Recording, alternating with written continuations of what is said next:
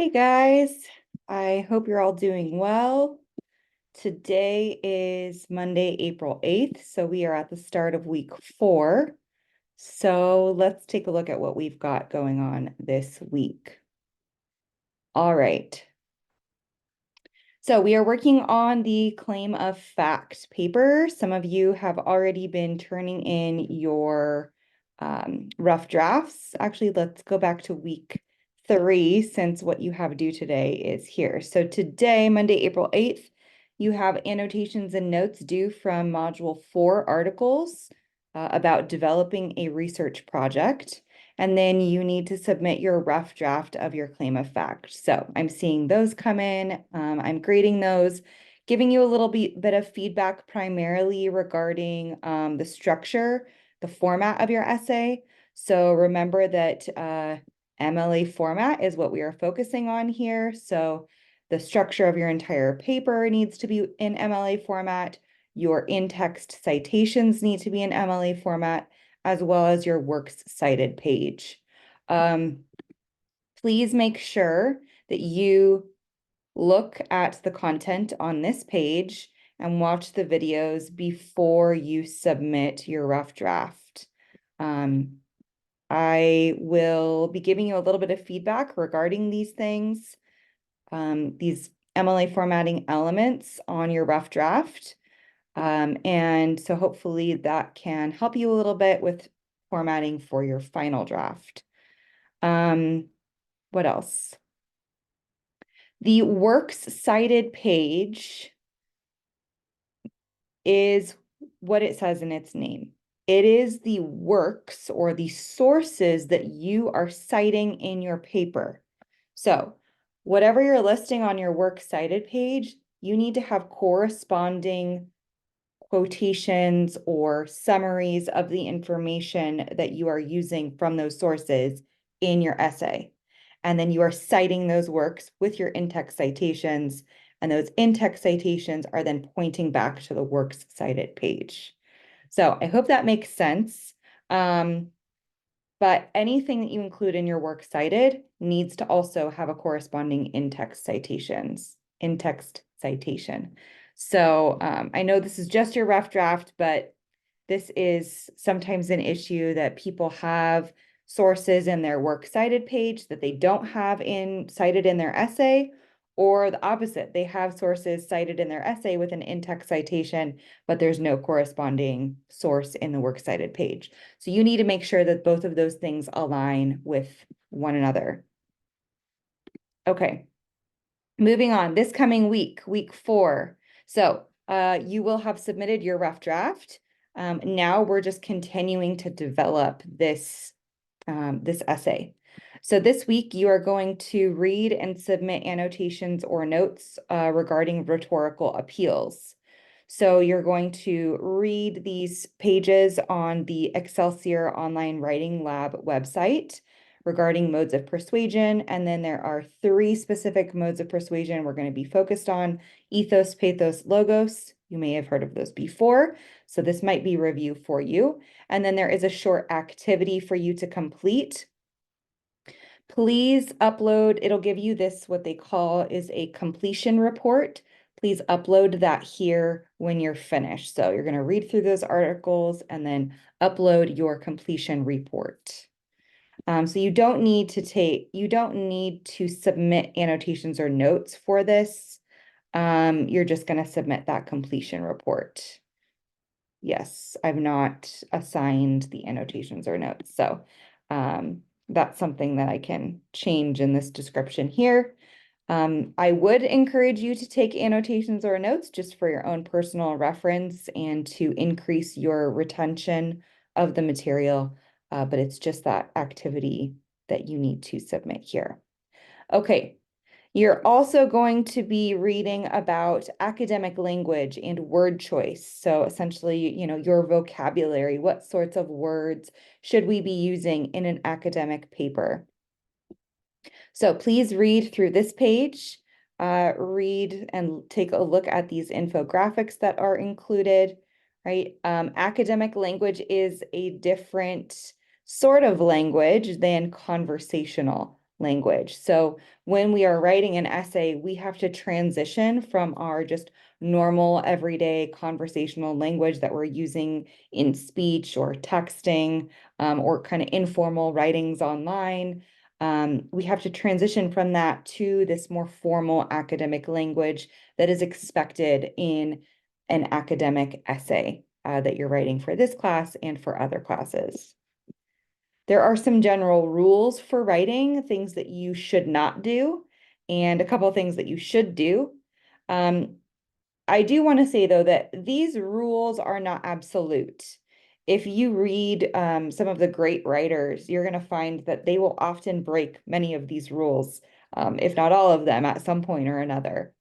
But it's important when you are learning this type of writing, right, this more kind of structured formal writing, that you do adhere to these rules. You need to learn the rules, as it says here, before you attempt to break the rules. So keep that in mind. Here we have some academic verbs. So these are the most common verbs used in academic writing. I would also encourage you to use a thesaurus. If you are not familiar with a thesaurus, you can just do a quick search for thesaurus, and it can take you to a website like this, thesaurus.com.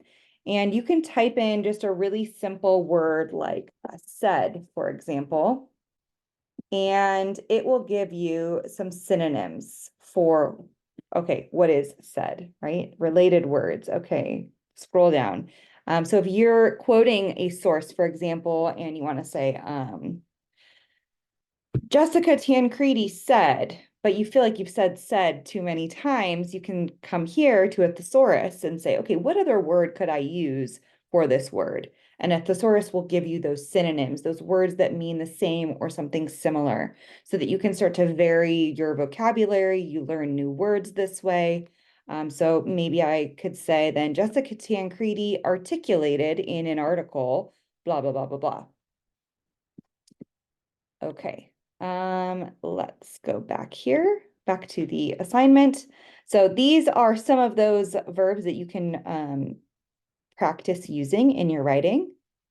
We also have a section here on transitions. So as you are writing, right, you want to transition from one idea to the next. So there are some transitional words and phrases that can help you have a more seamless, fluent and flowing sort of writing. These are also some transitions. And then down at the bottom, these are just some additional resources that I've included here for you. You can take a look at these. You can take annotations or notes on them and submit those for extra credit, but these are not assigned as part of your homework assignment. So you don't actually need to submit anything for this assignment, but you do need to read this page and be applying these principles in your writing. Okay, the next item here is a fun activity. Everyone, I'm sure, has heard of Harry Potter, or you have maybe read the books yourself, seen the movies. So I came across this. There's a Gen Z translation of the first, I think, couple chapters actually of Harry Potter. So what you're going to be doing in this assignment is you're going to read the first page of the first book, the original version, and then you're going to come down here and you're going to read this Gen Z translation. Once you've done that, you're going to write and submit a paragraph in which you answer these following questions. So, which version is better? What makes good writing? And then why is it important to use formal academic language in essay assignments rather than informal conversational language? So it's kind of connecting that previous assignment regarding academic language to this assignment, and why we shouldn't write our essays in Gen Z language. Okay. Oh, sorry. One other thing I wanted to mention here. These first two questions are intended to get you thinking about essay 2. So I know we're on essay 1, claim of fact, but you're going to want to be thinking about value, because SA2 is a claim of value. Words like better and good are value judgments, right? What is good writing in a formal academic essay is not going to necessarily be good writing for an online blog, right? Depending on your audience. And what is better? What makes one thing better than another thing, right? So we're kind of starting to think about these ideas of what are we judging things on, right? If I say that this thing is better than this thing, I have to be able to support my viewpoint, but I have to know what the criteria is that I'm using to judge those two things on. Okay, so we'll get into this more with when we talk about SA2, but this assignment is kind of a little stepping stone in that direction. Okay, next is tutoring. So you've submitted your rough draft. Now you are going to either go to the Chafee Success Center to receive tutoring, or you can receive online tutoring through the Success Center. Another option is this NetTutor online tutoring tool over here. You can meet with a live tutor just like you would with the Success Center, or you can upload your essay and then a tutor will review it and send it back to you with feedback and annotations on your paper.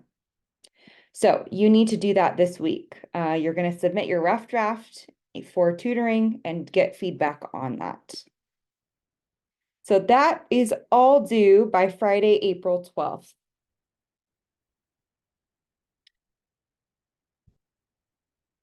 All right, finally, Monday, April 15th, we have Module 6 annotations and notes due. So please read and submit annotations for these articles. Oh, I'm sorry, my bad. I clicked on the wrong thing.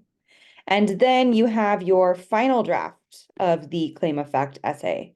So you will have submitted your rough draft.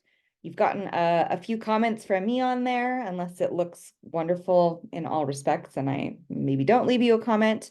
You've gone to tutoring, so you've gotten other eyes to read your paper, give you feedback on your paper, and then you're going to revise that and then submit your final draft here. Yes, okay, so you should be able to upload your paper to this assignment. It will go through Turnitin to check for plagiarism, and then you'll receive your similarity report, which should be 25% or below. And then I will grade your papers within the next week or two. Okay, so that's what we've got going on this week. I'm also going to be working on publishing the next several weeks or up to the end of the course so that all the weeks are laid out and you'll be able to view all of those. If you have any questions or concerns, as always, please feel free to send me a message, send me an email. You can set up a Zoom meeting with me if you'd like as well. Just shoot me an email and we can arrange all of that. Other than that, I hope you guys have a great week and happy writing. I'll talk to you all soon. Okay, bye.